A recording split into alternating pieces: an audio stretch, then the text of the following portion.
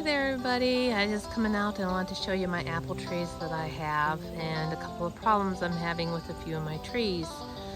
So we'll go look at my pear trees first and then we'll go to my apple trees. So let's walk on over and see.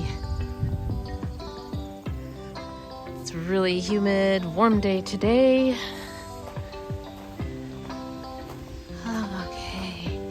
And here we are coming to my first tree. This is my Asian pear. Here's my Asian pear. As you can see, it's probably about 15 feet tall, 12, 15, something like that. And it's just loaded at the bottom right here. They say Asian pears you can tell are ripe when they are firm and you can smell the pear smell. But I don't smell the pear smell yet.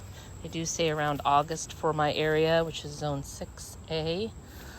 So they look very beautiful, better than my other pear tree. But I do have a canker on it.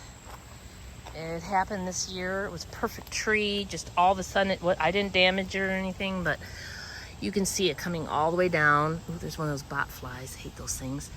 And it goes all the way down on this side, and it's kind of killed this branch here because I don't think it's getting as much life from the main stem here, just maybe a little, because it isn't all the way dead, but it did start to die.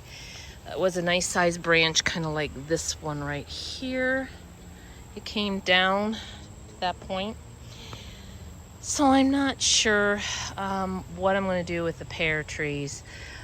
Someone had recommended the Asian pears, so they were better disease resistant in that, but I don't know what caused this canker to come onto the tree.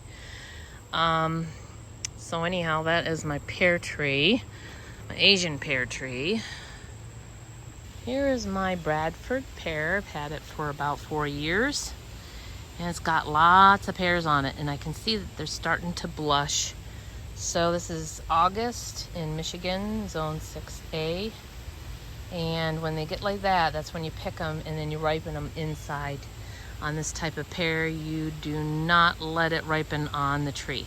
So I'm going to pick these two and leave the others on the tree for a little longer until I see them to start to blush like this one.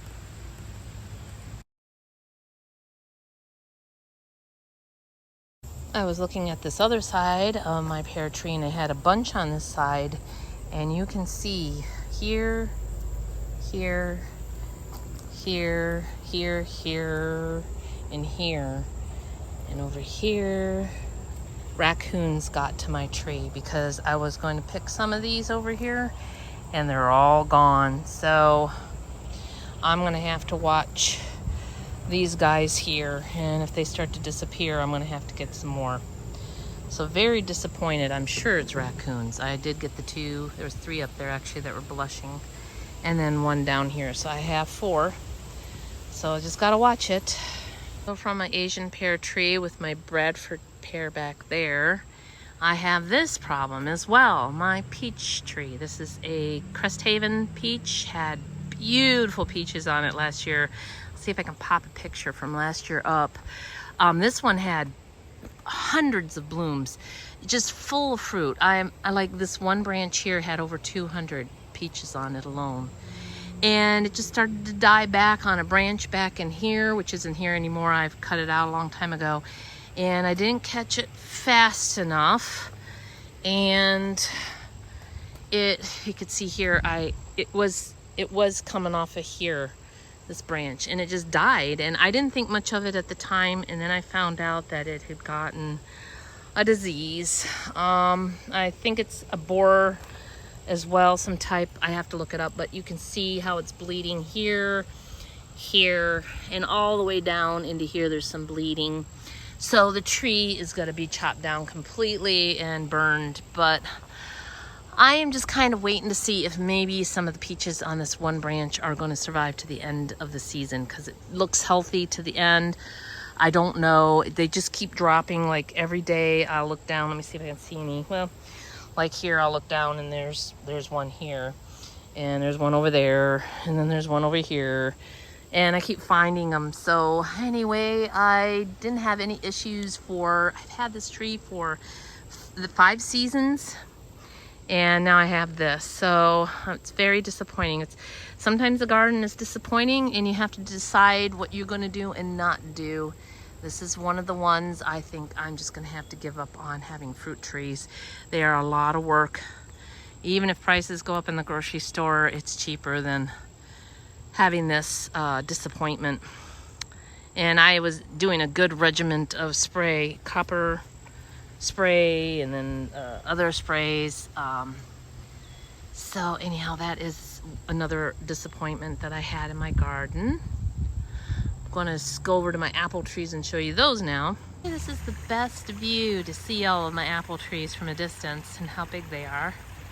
The first one here is a spy.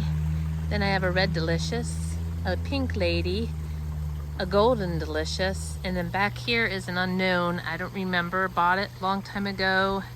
Oh my, long time ago. And I don't remember what it is. I'm thinking it's another spy or a green type apple, more of a tart one. Anyway, the first tree here, the spy, doesn't seem to be having many problems. But as we walk along, my red delicious, they're gone because the squirrels thought they were, I don't know, they were some nuts or something, and they picked them and dropped them to the ground early in the season. So I have none of those left. But back in here, I've been dealing with the maggot fly, and the larvae is starting to show itself now. So like it looks like that, or it'll look like this coming out the bottom, or they'll have just like little spots like this apple here. So it looks like that. So as the apples fall on the ground like they are over here, you need to pick them up off the ground and dispose of them off your property, because it will cause, the larvae will come out of the apple and go into your ground and set its next whole cycle off for the following year.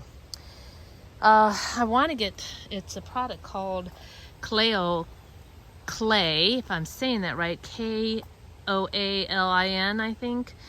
And I want to get that so I can dip my fruit into it. I have another friend down in Texas that is doing that to his fruit, and he's having great success this year for it. I've seen it early in the spring and saw the cost and decided not to do it. So anyway, I'm hoping to try and do that up here in my growing zone of 6A. But anyhow, I have quite a bit of blooms this year, and it would have been a great crop, but this is what is happening to a lot of the apples. So if I could just get rid of those maggot flies. There's also like these sticky tape things you could put in your tree, and they'll ground like an apple red, and it's sticky though, and it gets the female flies. So if you don't do it, you could have a nasty mess of a crop. So anyway, I'm dealing with that, and that's another little issue I'm having here in my garden. So it's kind of a little discouraging, because you know, you only get one season of this.